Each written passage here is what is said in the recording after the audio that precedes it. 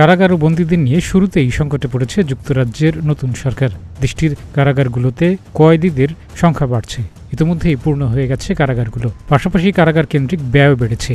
এই অবস্থায় নতুন বন্দী গ্রহণের মতো অবস্থা না থাকায় কারাগারে অচল অবস্থা সৃষ্টি হয়েছে। এতে অস্বস্তিতে কিয়ার স্টারমারের সরকার। ওয়ার্ল্ড প্রিজন ব্রিফ ডাটাবেজ অনুসারে পশ্চিম ইউরোপের মধ্যে ব্রিটেনের কারাগারে বন্দীর সংখ্যা সবচেয়ে বেশি।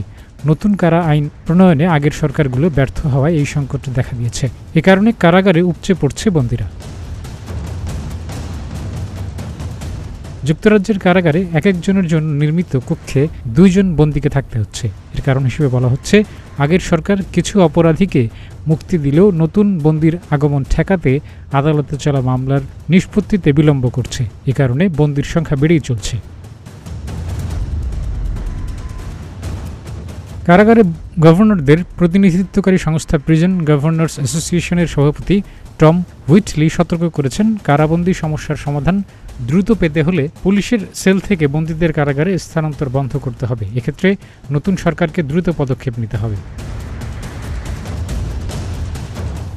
প্রধানমন্ত্রী কিয়ার স্টারমার বলেছেন, কারাবন্দী সমস্যা সৃষ্টির জন্য আগের সরকারগুলো দায়ী। তারা নতুন কারাবন্দী আইন প্রণয়নে ব্যর্থ হয়েছেন। তবে তিনি মনে করেন, সংকটের সমাধান কিভাবে করা যায় তা নিয়ে চিন্তাভাবনা করা হচ্ছে। তবে রাতারাতি সমস্যার সমাধান সম্ভব নয়। 5 জুলাই পর্যন্ত ইংল্যান্ড ও ওয়েলসে কারাবন্দীর সংখ্যা ছিল 87,453 জন। বর্তমানে দেশটিতে কারাগারের ধারণ ক্ষমতা 88,864 জন।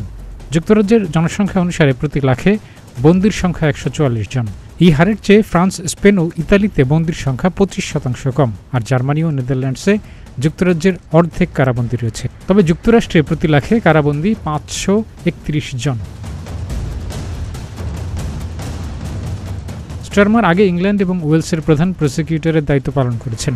তার দীর্ঘ অভিজ্ঞতার পরিপ্রেক্ষিতে নতুন কারামন্ত্রী হিসেবে জেমস টিমসনকে নিয়োগ দিয়েছেন। টিমসনের রয়েছে জুতা মেরামত এবং চাবি কাটার কারখানা, যেখানকার কর্মীদের অধিকাংশই কারা ফেরত। এজন্য অপরাধী এবং কারাগারের ব্যাপারে টিমসনের অভিজ্ঞতা রয়েছে। ডেস্ক রিপোর্ট, প্রতিদিনের বাংলাদেশ।